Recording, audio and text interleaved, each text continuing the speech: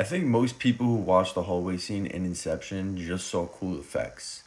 But what Christopher Nolan was actually encoding in that scene is one of the oldest initiatory teachings in the history of mystery school. And here's what's actually happening.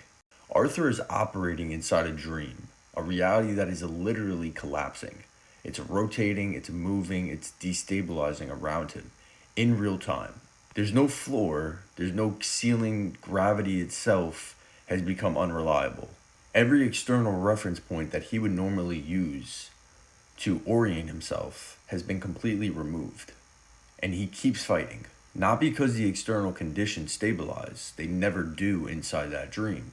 Because Arthur has something that cannot be taken by shifting environments. He has inner gnosis, a center of knowing so deeply established within himself that when the floor becomes the ceiling and the walls become the floor, he simply adapts. He finds the ground within himself because he stopped needing it to exist outside of him.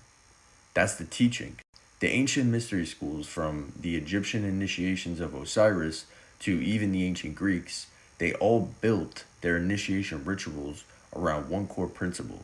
The initiate must be placed in conditions of complete external chaos and disorientation, where their senses are deprived, physical exhaustion, or even psychological dissolution, not to break them, but to reveal whether they have developed what the Hermetics called the inner sanctuary, the part of consciousness that remains stable regardless of what the external world is doing. And Carl Jung called it the self with the capital S, which is simply the centered core of a human being that exists beneath every role, beneath every label, every identity, or every story, including every external condition.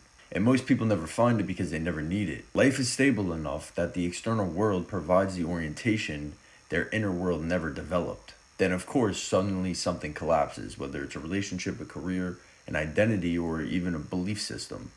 And suddenly the hallways start to rotate. And for them, there's nothing to hold on to.